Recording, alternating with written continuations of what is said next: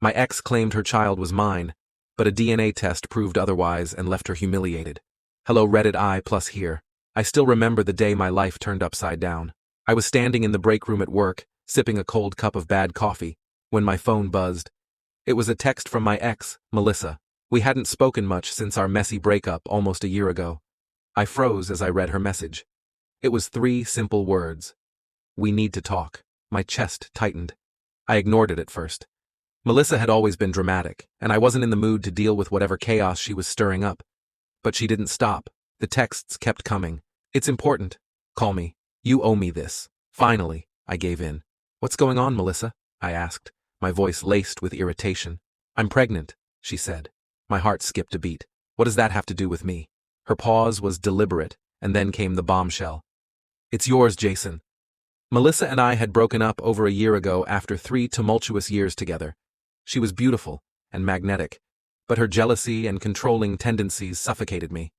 I ended things when her accusations about imaginary affairs became too much. It was a toxic relationship I was glad to leave behind. Now, she was telling me I had a child on the way. I don't believe you, I said, trying to keep my voice steady.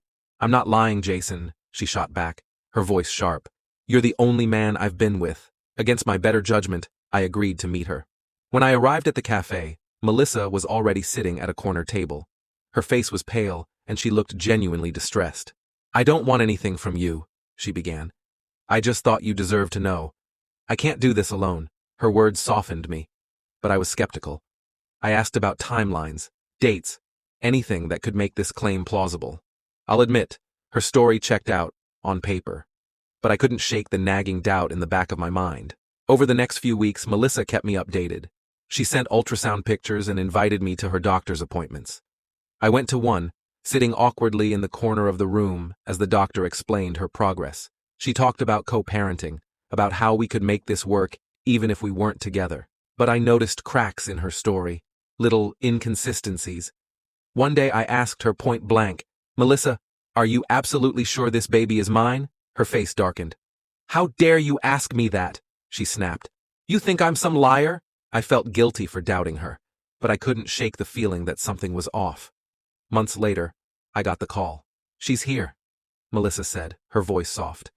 Your daughter. I rushed to the hospital, my emotions a chaotic mix of fear, excitement, and doubt. When I held the baby for the first time, my heart clenched. She was tiny, beautiful, and perfect.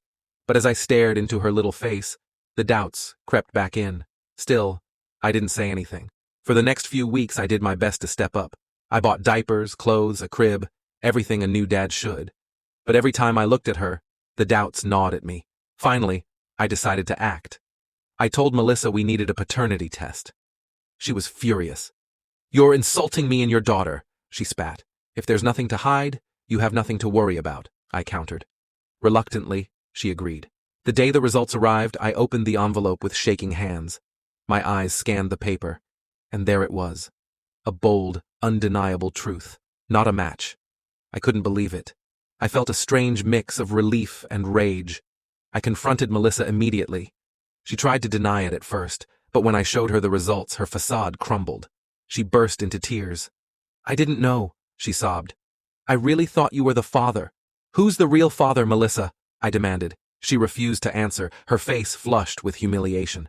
I left her apartment that day, feeling both vindicated and heartbroken. Word spread quickly in our small town.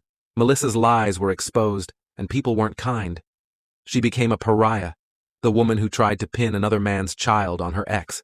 As for me, the experience changed me. I learned to trust my instincts, to stand up for myself even when it's uncomfortable. Melissa tried to reach out a few times, apologizing, begging for forgiveness. But I didn't have it in me to forgive her.